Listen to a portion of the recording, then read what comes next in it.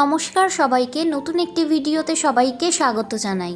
গত শনিবার আমরা গেছিলাম বারাসাতে কালী পুজোর প্যান্ডেল হপিংয়ে। তুতুষের বাবা ওকে সানগ্লাসটা বারবার পরানোর চেষ্টা করছে, কিন্তু ও কোনোবারেই পরতে চাইছে না। দুপুর রোদের মধ্যে বেরিয়ে পড়েছি। বাইরে এত রোদ, ছাতা না খুলে পারলাম না। ওইদিকে তুতুষকে নিয়ে ওর বাবা এগিয়ে যাচ্ছে।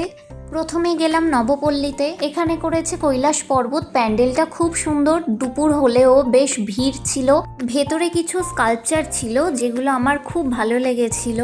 এরপর গেছিলাম নবপল্লী অ্যাসোসিয়েশনে। এখানে বৃন্দাবনের মন্দির করেছিল। আমি সত্যিকারের বৃন্দাবনের মন্দির দেখিনি, তবে এই প্যান্ডেলটা এতটা সুন্দর ছিল যে দেখে আমার ভীষণ ভালো লেগেছিল। এইদিকে তুতুষ আর ওর বাবা একটা স্ট্যান্ড ফ্যান দেখে তার সামনে গিয়ে হাওয়া খেতে দাঁড়িয়ে গেছিল। ওখান থেকে বেরিয়েই তুতুষ একটা বেলুন নিতে চাইছিল, আর বেলুনটা হাতে পেয়ে ও খুব খুশি হয়েছিল। এরপর গেছিলাম ব্যায়াম সমিতিতে। এখানে দক্ষ শিল্পীদের হাতের কাজের নিপুণতা দেখে আমার খুব ভালো লেগেছিল, আর এদের থিমটাও ছিল ভীষণ সুন্দর, একেবারে অন্যরকম। এরপর গেছিলাম ভাট্রাপল্লীতে।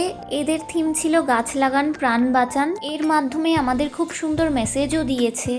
এরপর ফেরার পথে আমরা এই প্যান্ডেলটা দেখে ভেতরে ঢুকেছিলাম, কিন্তু জায়গাটার নাম দেখা হয়নি। আপনারা যদি কেউ গিয়ে থাকেন তবে অবশ্যই কমেন্ট বক্সে জানাবেন।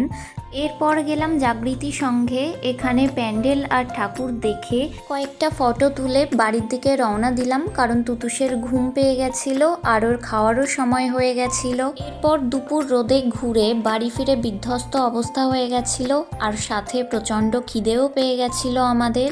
যাই হোক, ভিডিওটি আজ এই পর্যন্তই। দেখা হবে পরের নতুন একটি ভিডিওতে। আজকের জন্য tata. Please like, comment and subscribe.